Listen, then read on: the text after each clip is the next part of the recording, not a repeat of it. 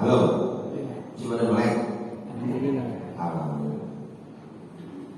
Saya dapat teh pagi ini, ini aja biasanya.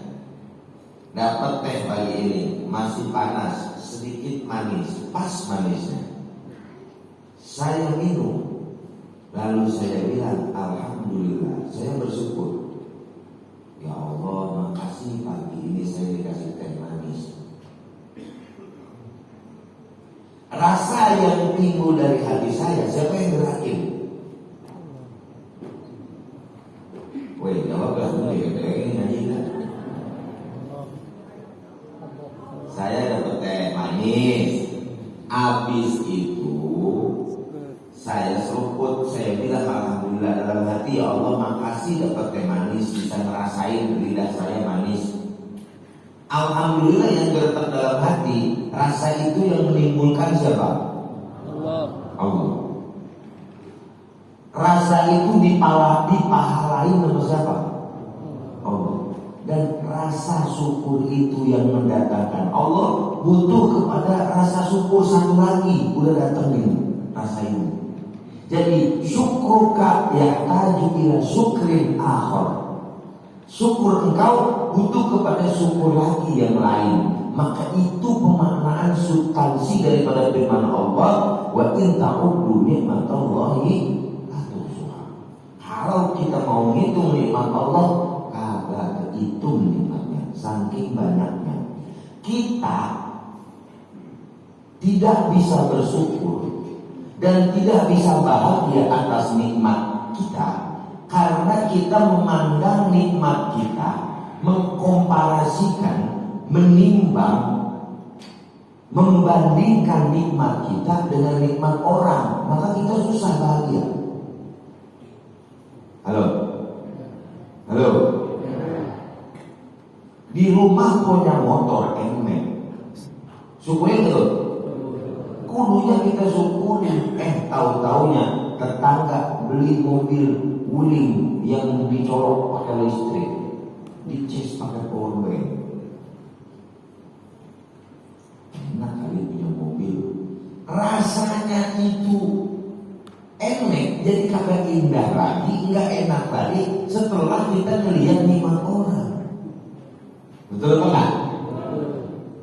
Bini kita cakep, cakep nggak Pak? Wih, bapak yang saya tanya. Lu kemana nyawa? Pak, bini kita cakep Pak? Cakep, orang kita nikahin dulu sebenarnya. Cakepnya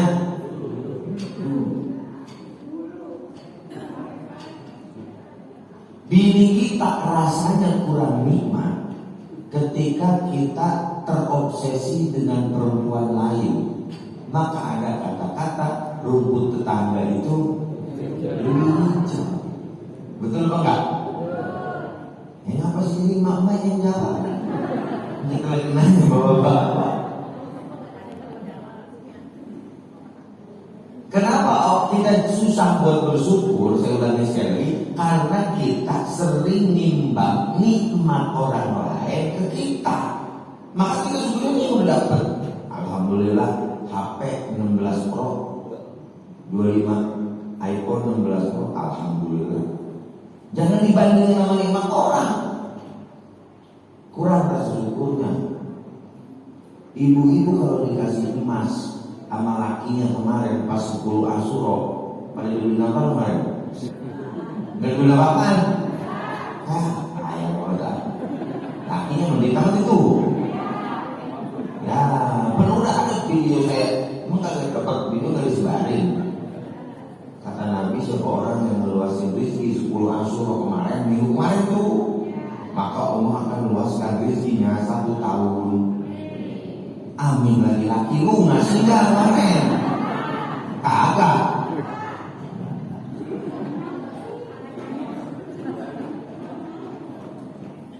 Ketika kita punya nikmat, jangan sekali-kali kita bandingin sama nikmat orang. Akan hilang rasanya itu nikmatnya. Betul Pak? Orang nyari kerjaan, nggak punya gaji, cari kerjaan. Di sono ribuan orang ngantri di sono, akhirnya dapat kerjaan. Gue mampir deh, yang penting kerja, yang penting ada duit masuk nih kerja, pengen bekerja. Begitu masuk kerjaan, dia lihat orang di kantornya ada yang lebih tinggi dari dia, nikmatnya jadi kurang tuh.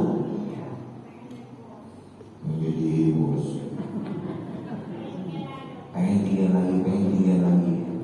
Itu boleh, tapi jangan hilangin rasa syukur kita atas nikmat yang ini. Maka ketika kita dikasih emek, bersyukur sama Allah dibandingkan berita, dibandingkan apa? Motor apa sih? Beat. Kalau kita dikasih Brio, alhamdulillah dibandingkan emek. Kalau kita dikasih Alphard, alhamdulillah dibandingin Avanza. Jadi jangan dibandingin sama yang atas mulu, nikmat itu akan terasa kurang. Kita kebanyakan rasa nikmat kita kurang karena bukan kebutuhan hidup kita, karena tuntutan hidup kita. Betul bu? Di rumah ada baju kondangan berapa pasang?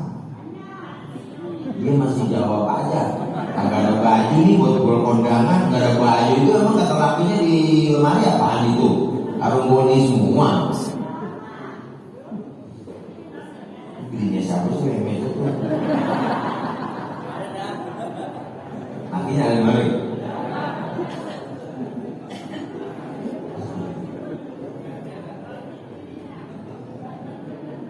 Jadi dua nikmat ini susah kita rasain, susah kita syukurin kalau kita membandingkan kenikmatan orang lain yang lebih tinggi. Jangan pernah bandingkan nikmat orang lain, karena belum tentu dia nikmat seperti, dia memiliki nikmat yang seperti kita nikmati. Ada orang duitnya banyak, sakit-sakitan, nauzubillah min dzalik, ke dokter mulu, puri indah. Sekali baru ke pintu mobil aja, baru parkir pintu mobil, cek 2 juta. Masuk ke ruang ini 2 juta. Masuk ke kamar ini 2 juta. Habis 20 itu 150 juta. Ada orang yang biasa-biasa aja hidupnya cukup lah, gajinya sesuai NJOP. Sesuai NJOP ya, maka NJOP di sini berapa? Duitnya cukup, nggak sakit-sakit, nggak masuk rumah sakit. Puyeng-puyeng dikit makan bodrek sembuh. Cepirit bodrek juga, sembuh juga lagi. Iya nggak coba dah? Nggak kepikiran ratusan juta masuk rumah sakit. Hidupnya alhamdulillah tenang aja. Kadang-kadang Allah kasih rezeki bini kita, cakepnya minta ampun, cuman mulutnya somprak. Nikmat itu kan saya bilang. Kita lagi kondangan, saya bininya itu cakep banget itu, mulutnya lo nggak tahu kalau di rumah.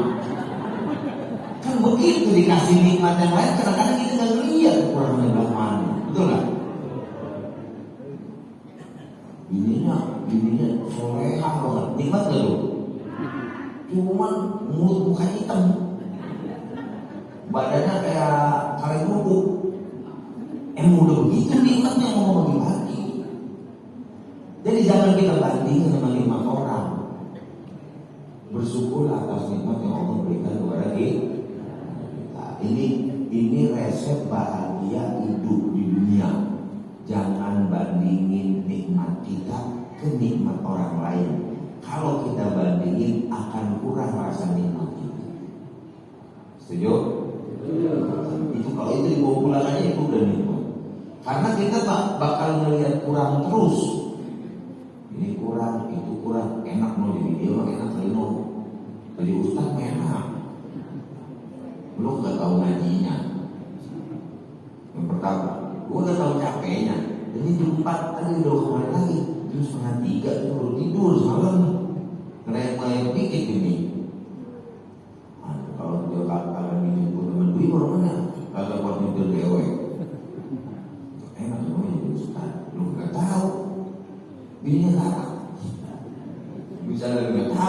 Nikmatnya apa itu segala macam-macam berbeda-beda Pak. Jadi saya ulangi sekali, saya tekankan sekali lagi, resep bahagia adalah jangan bandingin nikmat kita ke nikmat orang lain, tapi syukuri nikmat yang sudah diberikan kepada kita oleh Allah Subhanahu. Begitu intinya. Baik. Maka nikmat dua ini sihat wal farah, banyak orang yang lalai, maka dari itu optimalin, jangan ditunda-tunda. Kita beribadah jangan ditunda-tunda. Kita melakukan amal soleh jangan ditunda-tunda. Kita bersedekah jangan ditunda-tunda. Wabil khusus ada beberapa perkara yang tidak boleh ditunda-tunda, harus disegerakan. Satu, perawat kalau udah ada yang ngelamar dan agamanya bagus harus segera. Kedua, mayit kalau udah dikafanin, udah disolatin, buru-buru bawa kuburan atau buru-buru disolatin. Bahkan Imam Izzuddin Abdissalam, sholat ulama kita, bahkan kalau lagi sholat Jumat, mau sholat Jumat, itu keluarga mayit boleh kagak sholat Jumat, segera diantar ke kubur, saking segeranya penguburan itu harus segera dilaksanakan. Ini kadang-kadang pakai nungguin anaknya yang di mana ya, sampai ditungguin 2 hari 3 hari, kesian bapaknya. Kata bapaknya, udah lama-lamain aja lu, udah mau masuk kuburan masuk. Gara-gara anaknya yang di Lampung dan di mana belum nyampe, entah dia balik juga nggak jadi hidup. Kan ya? Kuburin segera. Penguburan itu harus segerakan. Baik. Bab nawaqidil wudu, bab yang membatalkan wudu. Itu baru segitu aja udah setengah jam lewat itu. Lanjut ke buku ini. Wa an Abi Hurairah radhiyallahu anhu qala Rasulullah sallallahu alaihi wasallam, dari Abu Hurairah radhiyallahu taala anhu berpesan Rasulullah sallallahu alaihi wasallam, idza wajada ahadukum fi batnihi syai'an, jika mendapati salah seorang dari kalian di perutnya sesuatu, fa ashkala alaihi, maka sulit buatnya untuk menentukan, maksudnya akhraja minhu syai', apakah keluar dari perutnya itu sesuatu, amla ataupun tidak, fala yakhrujanna minal masjid, jangan keluar, maka janganlah keluar dari masjid, hatta yasma'a sautan aw yajida rihan, sehingga dia mendengar suara atau mendapati baunya. Akhrajahu Muslim, hadis diriwayatkan oleh Imam Muslim radhiyallahu taala. Dengerin ini hadis ini. Pak, Bu, ini penting. Kita ngajiin pakai sampai mati nih ilmu. Pernah gak kita kadang-kadang habis wudu kita ragu, berasa kayak ada yang keluar dari dubur kita, dari kemaluan belakang kita. Kentut apa enggak ya itu? Kayak kentut tapi bukan gitu ya. Halo? Pernah gak kita pas lagi ruku kayak kentut? Itu kalau bukan ya? Pernah? Gimana justru memutusinnya? Batalin. Kata Nabi Muhammad SAW, siapkan, biasanya itu kondisi lagi ruku, lagi sujud, ini kalau bukan ini. Nah, kata Nabi Muhammad SAW, kalau seandainya kalian ragu ketika lagi sholat, seperti keluar sesuatu dari perut kita, dari lubang belakang kita, maka kata Nabi jangan batalin sholatnya, sehingga ada 2 tanda-tanda. Kalau ada 2 tanda ini baru batalin. Yang pertama, kalau ada angin, dengar suara angin. Terus lagi sami Allah mau sujud, itu iya yakin gitu. Kayaknya bukan buat udah keluar dari ilusi. Yang kedua, atau mencium baunya. Begitu kita selesai, begitu kita rukuk, sami Allahu liman hamidah. Itu jadi ya. Tapi ada suaranya, kan paling yang bahaya yang tentu ada suaranya. Baunya semua seruangan. SAW, kalau engkau dapati baunya, ini ada baunya nih, jengkol sama ini yang mau makan jengkol tadi, batalin nanti. Kalau tidak ada ciri-ciri kuat, jangan dibatalin, langsung aja sholat terusin. Jelas Pak? Jelas Bu? Nah, begitu lagi ruku, sami Allah dan hamidah. Buat yang selagi sholat jamaah, baik makmum maupun imam ada aturannya. Perhatikan baik-baik. Kalau lagi dari imam batal dengan maaf buang angin, itu segera keluar. Tapi jangan langsung keluar aja buat imam. Tunjuk satu orang dulu buat menandikin. Lagi sujud, Allahu Akbar, tutup imam. Ya keluar aja sampai itu makmum lagi sujud juga bangun-bangun. Harusnya tunjuk satu orang. Siapa yang ditunjuk? Sebelah kanan imam. Kalau imam di sini, berarti yang paling kanan di sini nih. Maka haram hukumnya di sini kecuali ustaz atau yang bisa ngaji fikih. Sebab kalau misalnya dia nggak ngerti, berarti urusan. Misalnya imam lagi berdiri, Pak kentut, yang sebelah kanan dia colek. Kenapa sih colek? Nggak ngaji atau begitu colek bingung, apa nih? Paham nggak? Maka yang sebelah kanan imam wajib orang yang ngaji. Nggak ngaji jauh-jauh. Apalagi timbang sebulan sekali, minggu agak nyampe kemarin, ngomong semua dikit. Kenapa? Karena nggak tahu nanti ketika batal bagaimana dia melakukan selanjutnya, nggak tahu. Maka begitu imam batal, dia langsung tarik ini. Habis itu imam boleh keluar. Makanya sebelah kanan itu penting orang yang ngaji. Dulu guru saya Syekh Muhammad Muhyiddin punya guru yang Syaikhul Nahbar dan Nasibi di Jeddah, Saudi Arabia. Itu pertama kali kalau beliau imamin sholat, habis sholat dia lihat dulu sebelah kanan itu siapa, muridnya bukan. Tempat takut terbakar nggak bisa nerusin. Apalagi kalau sholat Jumat, bisa sholat Jumat diibul. Ribet dia nggak tahu gimana cara solusinya, batal. Nah itu. Yang kedua, kalau posisi kita jadi makmum itu di belakang, jangan takut dan jangan ragu untuk keluar barisan. Caranya keluar barisan, tekuk hidung sambil keluar. Halo? Tekuk hidung sambil keluar. Kita yang ngaji paham bahwa saya dia habis tentu. Itu jadi yang tekuk hidung keluar. Jangan nunggu dia. Ya kok gak enak, malu banyak lain, gue terusin aja. Lalu sholatnya ngibul kita. Berbatal nunggunya. Jelas sama ya? Halo? Jelas? Jangan batalin kalau kita terasa waktu sholat ada yang keluar angin. Jangan batalin kecuali ada dua ciri. Salah satunya keluar, salah satu ciri ini ada. Yang pertama, kalau mendengar suara. Yang kedua, kalau mencium berat. Nah, ini bukan gue itu dia kalau yang merasa itu.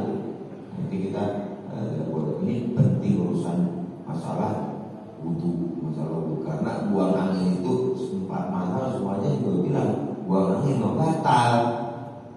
Kalau bersentuhan lagi perempuan yang ada bahasanya lagi, tapi untuk masalah buang angin itu nggak ada ulama yang bilang nggak batal, baik itu dalam kondisi apapun. Begini al-Zahid itu di dalam sholat. Kalau di luar sholat gimana? Halo, begini, dengar. Ini ilmu pakai sampai mati, ilmu begini pakai sampai mati. Saya dari rumah nyampe sini mau sholat subuh. Begitu nyampe depan saya ragu, tentu apa enggak saya? Batal apa enggak ya? Batal dulu.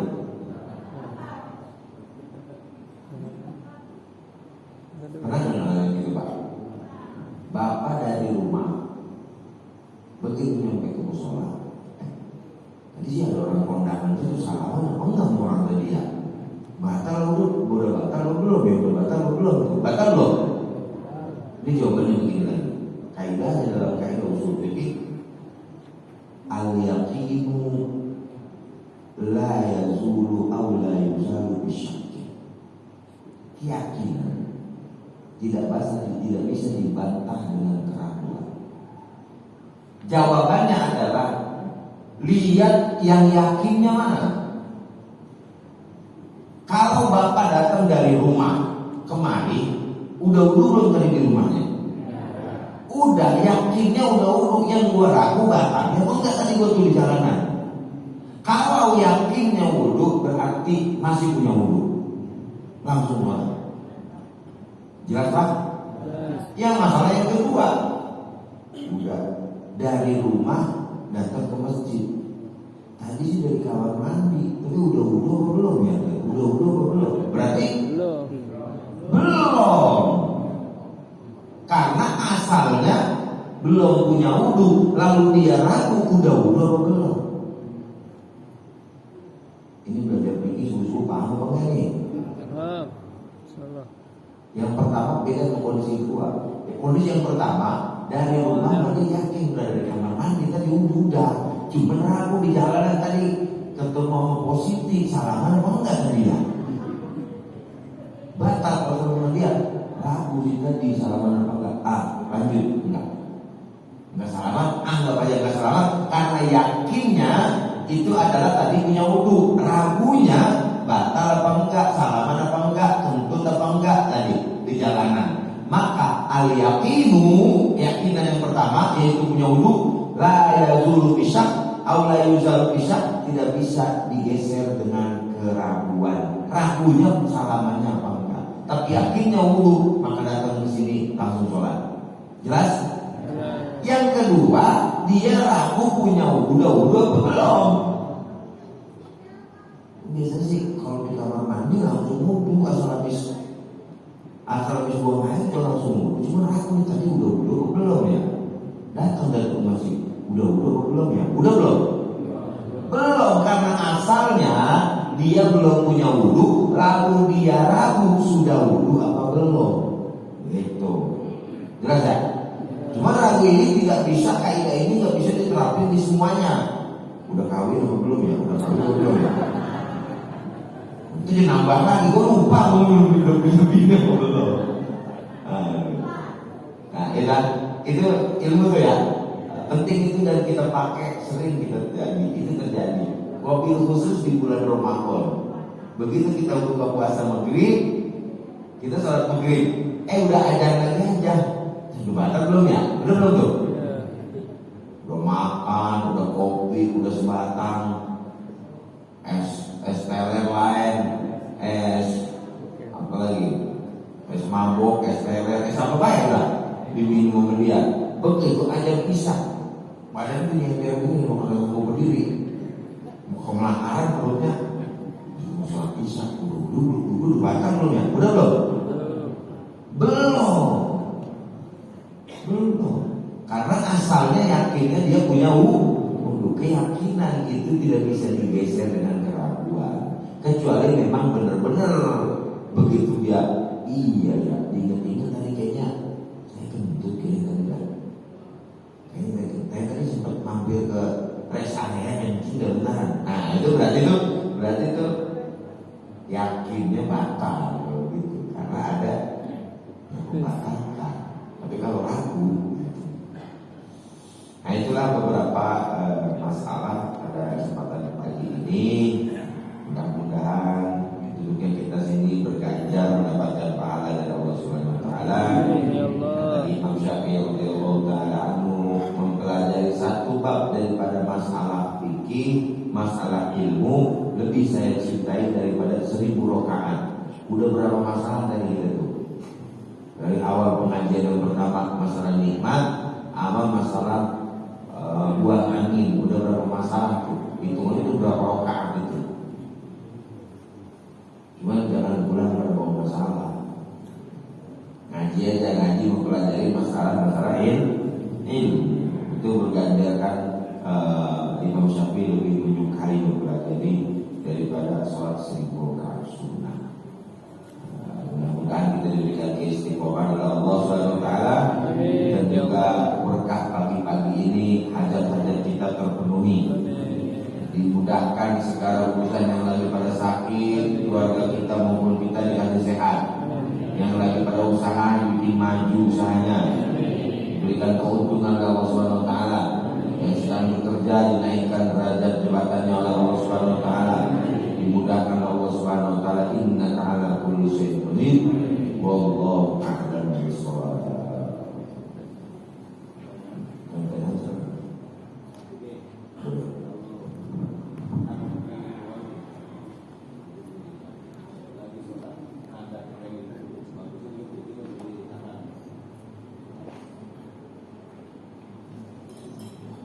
Lagi sholat pengen kentut. Yang pertama adalah hukum nahan kentut.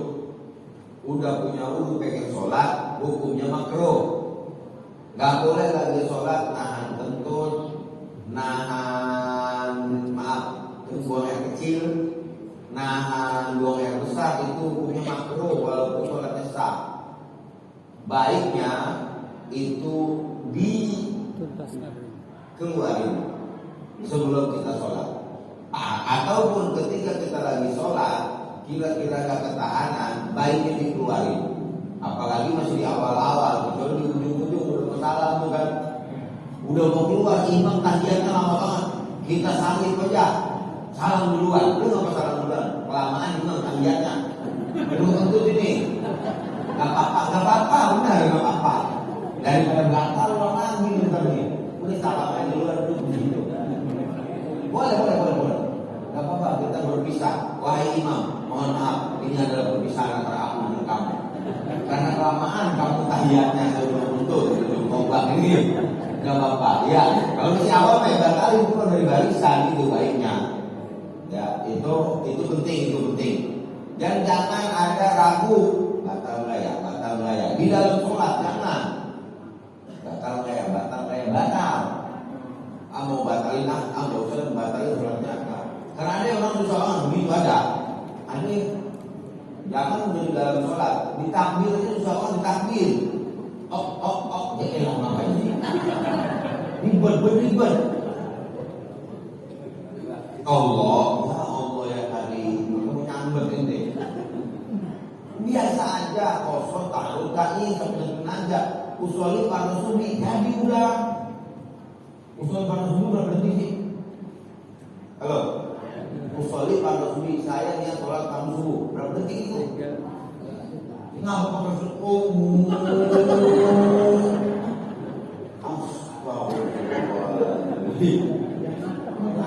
biar mantap. Kalau begitu nggak emang pakai begitu. Kalau ada riwayat hadisnya Nabi takbirnya kayak gitu. Nggak ada. Biasa. Allahu Akbar. Saya niat sholat pada subuh. Jadi itu barang. Ada mustaqbilal kiblati, ada alillahi ta'ala. Itu kan boleh kagak. Itu masih TK ya dulu itu nggak apa-apa. Iya, kalau saya niat sholat pada dulu itu imam. Jadi udah minimal itu kalau yang sebenarnya niat itu kalau bicara kelas tinggi, niat itu tidak ada hubungannya dengan detik dan tempo. Bapak dari rumah sini ngapain? Bapak dari rumah, ibu dari rumah sini ngapain? Emang niat nggak? Kalian? Iya cuma niat. Saya yakin niat dari rumah. Cuma ada nggak? Begitu keluar rumah, saya niat jalan ke masjid, mau sholat habis itu ngaji, enggak ada ya. Tapi kalau tanya niatnya apa? Lu ngapain masjid? Udah ada. Berarti itu sebenarnya niat itu tidak berwaktu. Artinya kalau saya niat sholat dulu, sebenarnya bisa lebih satu detik belum masuk sebenarnya itu. Cuma kalau diungkapkan dalam batin, ya itu makanya begitu nggak apa juga. Gimana pakai Allahu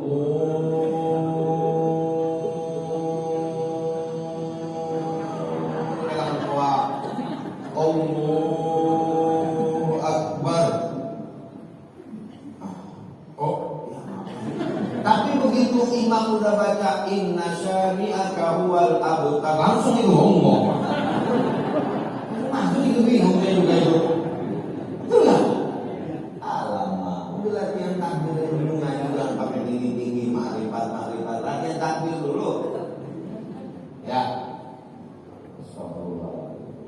Itu ngomong takbir kan? Gimana hukumnya anak kecil meminta sholat bersama kita, Ustaz? Anak kecil, terakhirnya, anak kecil yang belum disekan ada dua, ada yang laki, ada yang perempuan. Kalau yang perempuan berbeda dengan laki-laki, perempuan tidak hamilun najasa, tidak membawa najis. Selama bicara tidak pakai pampersnya. Yang kedua laki-laki dia membawa najis selama dia belum disunat. Di ujung ada kulupnya itu ada najisnya. Jadi kalau kita menggendong, ulangi sekali ini tanpa pampers.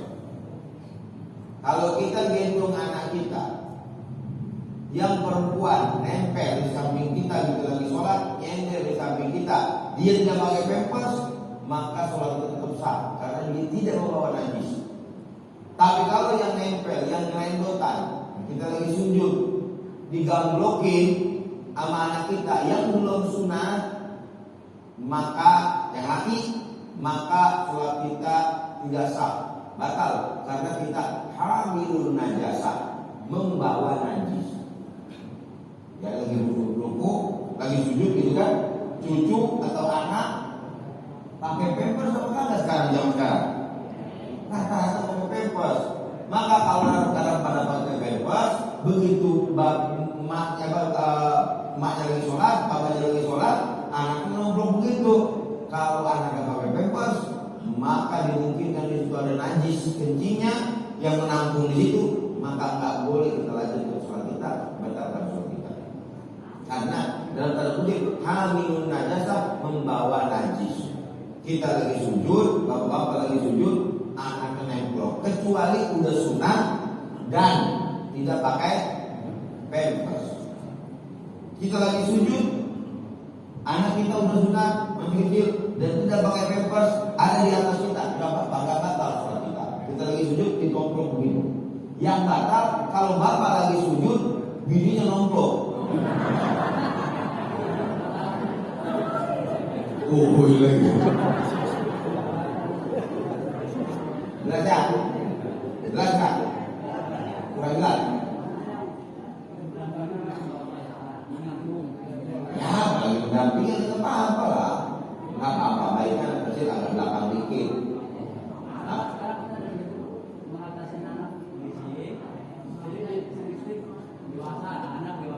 Ya itu mah aja itu mah boleh bebas apa-apa. Yang penting dia udah nggak ada najis, sudah nggak ada sunatnya. Dulu kok saya paling marah tuh kalau udah di Indonesia ada orang belum sunat. Mungkin marah belakang mau dikorupsi kita taruhnya ada belum sunat. Taruhnya bukan supaya takut apa namanya nempel orang yang di sholat, nyender begitu. Anak masih belum sunat, nyender sama kita itu nggak boleh.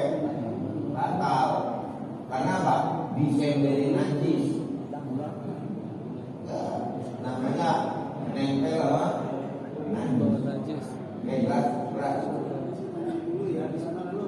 Iya, iya. Namanya begitu. Kalau kita punya najis itu ribet.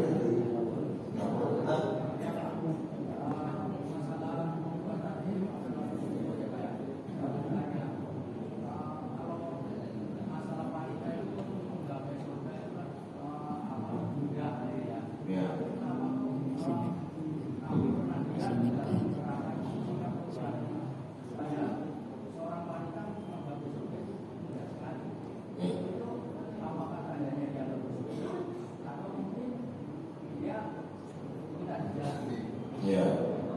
Kenapa? Bu, ini pertanyaan buat ibu-ibu nih. Kata bapak ini, bapak haji ini, bahwasanya katanya kan di surga itu kebanyakan, katanya perempuan itu gampang masuk surga. Tapi kenapa di neraka Nabi lihat waktu surga itu kebanyakan perempuan di neraka? Pernah mikir itu? Ditanya oleh Rasulullah, dijawab oleh Rasulullah pertanyaan Bapak. Kenapa banyak perempuan di neraka? Li'annahunna yakfurna asir.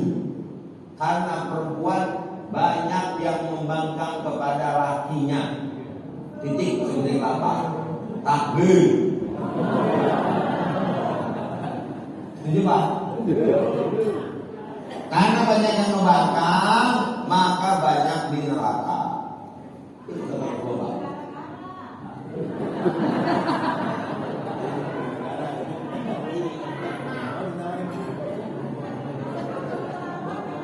Jadi pokoknya perempuan kalau kenalan, jangankan lakinya ustaz dilawan.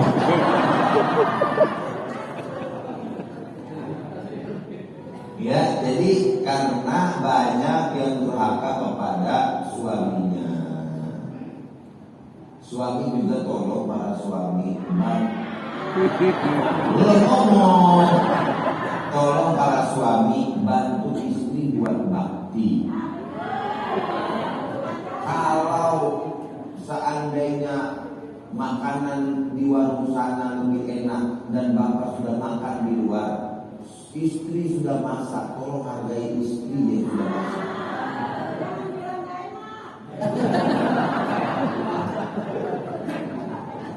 Makan aja yang buat nyenakin.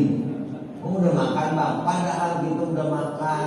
Udah kita makan lagi, lagi lapar-laparnya ini. Udah sikat-sikat aja daripada mukanya mengut. Kita makan, jaga perasaan.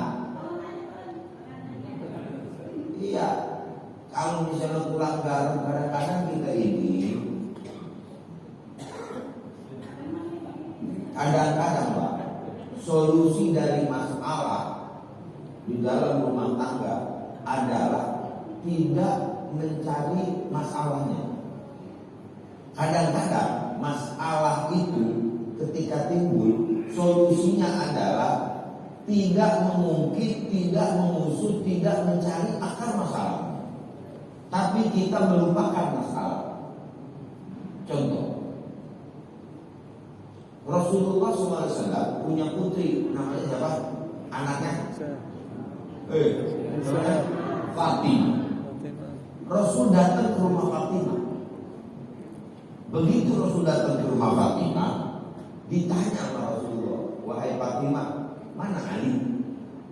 Ali itu suaminya Fatimah. Ya Fatimah, mana Ali? Lagi keluar, wahai ayah anda.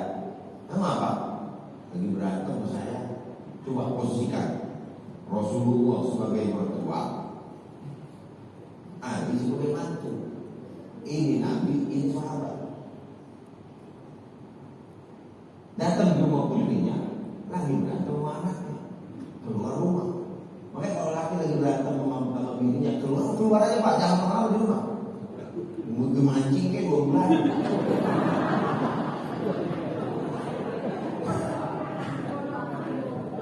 Udah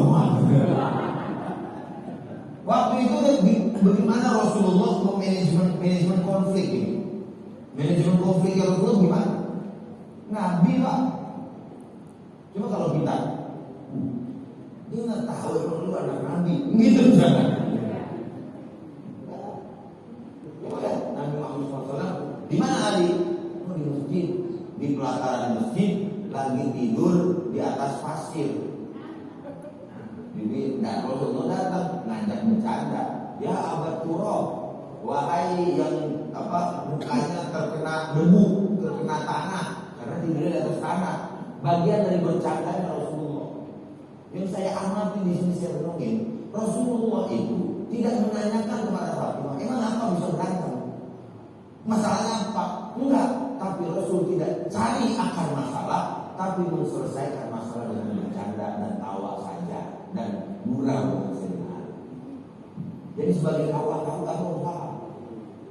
Harus paham para kaula, mulu-mulu. Artinya ketika dua pasangan suami istri ada masalah mandang dia, jangan buru-buru dicari akar masalahnya. Suruh ingetin, walatan saul fadla bainakum, jangan lupa karunia semua punya peran masing-masing, karunia masing-masing. Lu pada baik, nggak pada berantem sih, gitu. Jangan berurutan kamu siapa yang salah. Begitu juga kita ketika terlihat ibu maupun bapak, mantu jangan terlalu diintervensi. Mantu mau kemana kayak ditanya dulu. Ini kita kayak udah nikah kayak belum nikah, apa diatur dulu sih yang mertua. Biasanya mertua perempuan yang suka jealous ke mertua pembantu perempuan. Itu enggak Pak? Enggak. Jangan terlalu ikut campur, itu sebab-sebab juga menyebabkan permusuhan. Jangan juga ikut campur masalah anak. Jangan terlalu kita ikut campur. Datang anaknya perempuan gak ngaji, emaknya ngaji sih ngaji, cuma arisan doang. Ngajinya ngaji arisan, gak ngaji bener begini. Kalau ini kan ngaji bener ya, yang pahit kita terima, yang mentah, yang manis kita terima. Kadang saya pukul perempuan, kadang saya pukul bapak. Nggak ada kalau pukulan buat saya juga kan kalau pukul bapak. Ini kadang-kadang kita sebagai bapak, sebagai ibu terlalu intervensi urusan anak. Emang mulanya apa? Gitu juga. Anak bapak laki lu mana? Begitu. Nah berarti emang mulanya apa tuh? Pakai lagu-lagu, pakai pergi lagi, udah menumpang rumah gua. Itu bukan solusi, Pak. Kadang solusi dari masalah adalah melupakan masalah, bukan mencari akar masalah. Itu perlu dicatat baik-baik. Ada perempuan, anak perempuan ngadu ke emaknya, "Mak, kenapa? Tapi saya mau di rumah aja kalau gawe-gawe itu. Malu kok duitnya." Emaknya anaknya medi, emaknya setan. Kata emaknya, emang juga gua nggak setuju kawin ke dia, mana hitam tonggos lagi. Males lagi penjara. Jadi barang, jadi belum tangga barang, jadi belum tangga perpecahan. Awal dari mulai perpecahan adalah ketika intervensi orang ketiga. Kita sudah janji untuk berdua. Man tazawwaja, kata Imam Sufyan, man tazawwaja faqad raqiba sabina. Siapa orang yang nikah sudah masuk ke dalam bahtera perahu besar. Maka ada umbangan itu pasal terjadi. Tapi bagaimana? Bukan berarti rumah Rasulullah itu tanpa masalah, bukan berarti rumah sahabat itu tanpa masalah, tapi bagaimana menyelesaikan masalah. Itu sendiri rumah tangga. Kayak jadi kau aku ngomongin. Kayak ngomong. Ada kepalanya nih. Kepala kau bahasa Indonesia gitu ya Pak ya. Ya. Jadi lupakan masalah. Kadang-kadang adalah solusi daripada masalah. Kemudian kita nggak punya masalah. Amin. Amin loh. Amin. Punya masalah itu, punya kesulitan hidup digampangin aja. Ke surga gampang, duit cukup dan banyak. Amin. Ada kepengenan bisa kita beli. Ya. Istri pada sehat, laki pada sehat, anak pada sukses. Buat nyumbang ada, buat haji ada, buat umroh ada, buat kawin lagi. Saya nggak jawab ya. Lah, Allah a'lam bishawab. Al-Fatihah. Alhamdulillah.